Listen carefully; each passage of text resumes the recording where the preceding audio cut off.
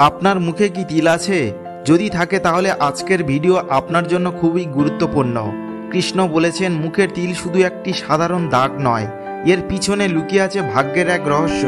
ভাবুন তো, যদি আপনার মুখে ছোট একটি চিহ্ন বলে দিতে পারে আপনার ভবিষ্যৎ, আপনার সৌভাগ্যের রহস্য, তাহলে পুরো ভিডিও দেখুন, কারণ শেষে আছে একটি বিশেষ কৃষ্ণবাণী যা আপনার জীবন বদলে দিতে পারে।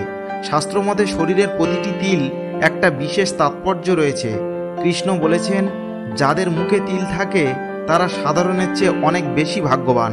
কিন্তু কিভাবে? মুখের বিভিন্ন অংশে তিল থাকার অর্থ আলাদা আলাদা হতে পারে। আসুন দেখে নিই। যদি আপনার ঠোঁটের পাশে তিল থাকে, তাহলে আপনি খুব মিষ্টিভাষী ও আকর্ষণীয় ব্যক্তিত্বের অধিকারী। আপনার কথায় মানুষ সহজেই মুগ্ধ হয়, যা আপনাকে জীবনে অনেক সুযোগ এনে দেয়। আপনার থুতনিতে তিল থাকলে বুঝে নিন আপনি ভবিষ্যতে ধন সম্পত্তির অধিকারী হতে পারেন। ব্যবসা বাণিজ্যে আপনি সাফল্য পাবেন এবং পারিবারিক জীবনে সুখী থাকবেন। যাদের গালে তিল থাকে তারা খুবই প্রেমপ্রবণ ও ভাগ্যবান। তারা সহজেই মানুষের মন জয় করতে পারেন এবং তাদের প্রতি অন্যেরা আকৃষ্ট হয়। নাকে তিল থাকা মানেই আপনি অসাধারণ বুদ্ধিমত্তার অধিকারী।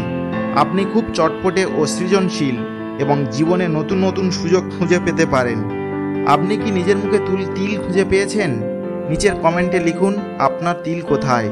এই ভিডিও ভালো লেগে থাকে তাহলে লাইক করুন, বন্ধুদের সাথে শেয়ার করুন এবং কৃষ্ণদীপ চ্যানেলে সাবস্ক্রাইব করুন।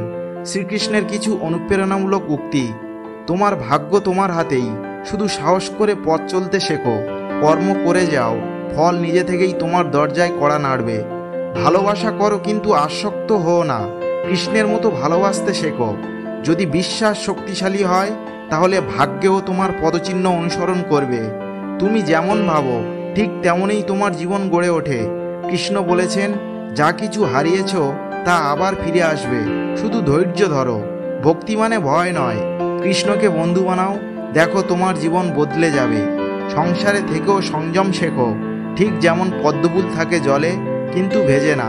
প্রিয় দর্শকগণ, যদি কৃষ্ণের বাণী ও তার চিরন্তন উপদেশ প্রতিনিয়ত পেতে চান তাহলে এখনই সাবস্ক্রাইব করুন কৃষ্ণদীপ চ্যানেলটিকে।